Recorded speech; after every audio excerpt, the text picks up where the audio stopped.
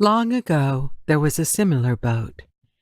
He, a young and virile man, rowed confidently, deliberately moving his female satellite away from the beach and the shrill sounds of a multitude of tourists.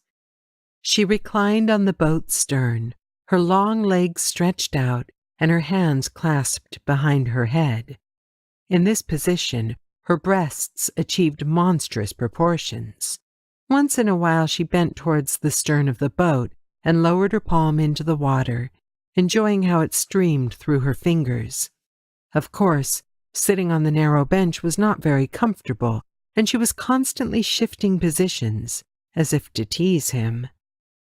He strained at the oars, trying to exhaust his sexual energy, but alas, his efforts were futile.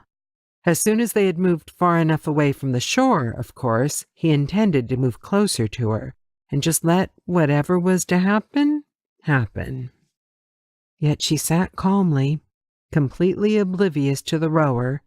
To her, it was a pleasant ride, nothing more. Sensing this, the oarsmen wondered whether they would actually return to the shore in such an inglorious fashion. He had to surprise her, or at least interest her, for heaven's sake, but not a single word came to mind.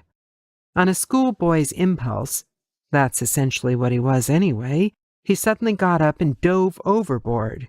He wasn't a bad swimmer, and was an even better diver, able to hold his breath for a long time underwater. Even now, he effortlessly reached the bottom. It was not deep, just 5 or 6 meters. Once at the bottom, he clung to a rock and waited as long as his lungs would allow. He and his buddies from diving class had always competed to see who could stay submerged the longest. He'd won every time, usually holding out for more than 3 minutes. At last, he could feel his chest tightening. He knew this was the signal to return to the surface. If you wait too long, you might not resurface, since you can momentarily lose consciousness. That's what their diving coach taught them. No one, of course, tried to prove him wrong. He released the rock and wound his way back to the boat, now a dark silhouette hanging picturesquely in the silver sky of the water. So seems the sea surface looking up from its depths. Purposely, he carefully emerged from the water at the nose of the boat, keeping himself hidden. Occasionally, he stole a glance at his companion, whose own gaze was fixed on the dark green waters. It was evident worry was overtaking her. Having achieved his goal, he dove back down and immediately resurfaced right in front of her face, his wide smile expressing satisfaction. But instead of petting his long disheveled hair, she again reclined, reminding him that it was time to return the boat to the shore. The time for their boat's rental was coming to a close.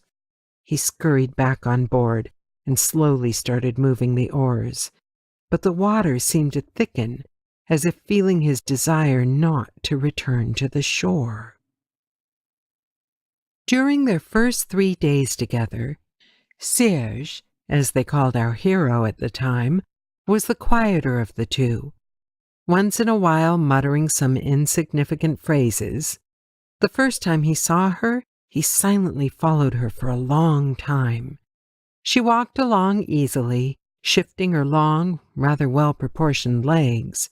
Her thin leather skirt swung from side to side, barely hiding her shapely hips. A green blouse tightly covered her beautifully straight back. All the while, Serge followed her like she was a vision. Lacking the courage to come closer or to back away, he knew that making her acquaintance was a long shot. She was simply out of his league. How could he possibly know that she, a complete stranger, would inexplicably impact his life and be with him forever, whether she was at his side or not?